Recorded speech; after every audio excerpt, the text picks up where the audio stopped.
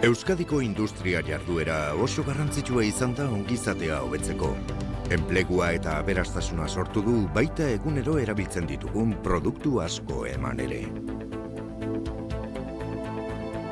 Baina industria jarduera guztiak, giza jarduerak bezala, ez daude arriskutik libre. Administrazioak eta enpresak etengabe ari dira lanean, arriskuei aurre egiteko. Istripuak izateko aukerak murrizteko eta hoien ondorioak gutxitzeko. Administrazioak herritarren segurtasuna zaintzen du. Eta kanpaina honek jakinarazi nahi dizu, ze egin behar duzun babesteko larrialdi kimikoa balego.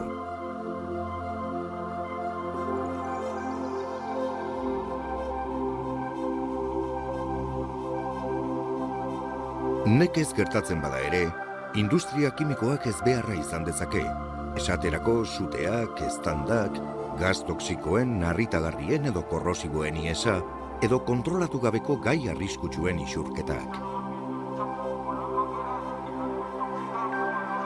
Gehienetan, ez beharren ondorioak bakarrik industriaguneak jasaten ditu, segurtasunerako berezko neurriak eta beraien barruko larrialdi planak baitituzte. Kanpoko larrialdi planak diseinatu dira industria instalaziotik kanpo eragina izan dezaketen larrialdi egoerei aurre egiteko. Horren helburua da larrialdi kimikoa ahalik eta lasterren kontrolpean edukitzea eta egon daitezkeen ondorioak murriztea. Larrialdi kimikoa gertatuz gero, agintariek hainbat baliabide izango dituzte iragartzeko. Irratia eta telebista, herri batzuetan horretarako jarritako sirenak, megafoniako unitate mugikorrak. Agintariek larrialdi kimikoa iragartzen badizute, babesteko arau batzuk daude esaten dizkizutenak ze egin behar duzun eta ze ez duzun egin behar. Kalean bazaude babesitzazu arnasbideak eta sartu azkar gertuen dagoen etxe barruan. Etxean edo lantokian bazaude, itxi ateak, leihoak, pertsianak eta aire sarrera guztiak, eta urrundu haietatik. Ez erabili telefonoa beharrezkoa ez bada behintzat, telefono lineak eta mugikorren sareak geldi baitaitezke. Ez erre eta ez piztu zurik. Ez erabili aireztatze ez da berotze sistemarik. Ez zaitez joan eskolara umeen bila. Larrialdi kimikoa dagoenean irakasleek jarduteko jarraibideak eta prestakuntza jaso baitituzte. Entzun irratia eta adiegon agintarien mezuei. Larrialdia amaitu arte ez irten kalera eta errespetatu segurtasun neurriak. Bitartean, administrazioak eta enpresak larrialdiaren ondorioak indargabetzeko beharrezko neurriak piztuko dituzte. Industria instalazio bakoitzean baliabideak daude larrialdi kimikoari aurre egiteko. Segurtasuneko berezko zerbitzuak, suteak antzemateko eta itzaltzeko instalazioak, urgortinak eta abar. Gainera administrazioak larrialdiei aurre egiteko zuzendaritzatik ekintza taldeak koordinatuko ditu. Esku hartzeko taldea, zuzenean ezbeharrak konpontzen jarduten duena. Segurtasun taldea, herritarren segurtasuna eta sarbideen kontrola bermatzen dituena. Osasun taldea, osasun laguntza istripua izandakoak ebakuatzeaz eta osasun zentroak banatzeaz arduratzen dena.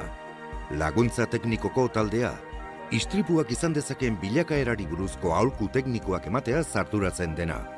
Eta talde logistikoa, gainontzeko ekintza taldeek behar dituzten ekipamenduak eta hornidurak emateaz arduratzen dena. Zerbitzu publikoek esku hartzen dutenez, suhiltzaileak, polizia, osasun zerbitzuak, agintariek enpresekiko lankidetza dute larrialdi kimikoa kontrolatzeko.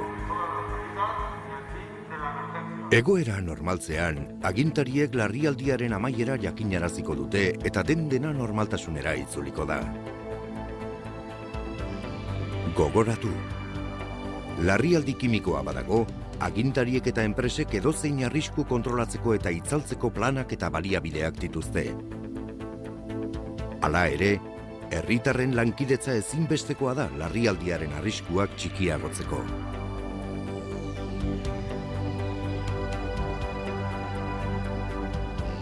Nola jokatu behar duzu larrialdi kimiko batean?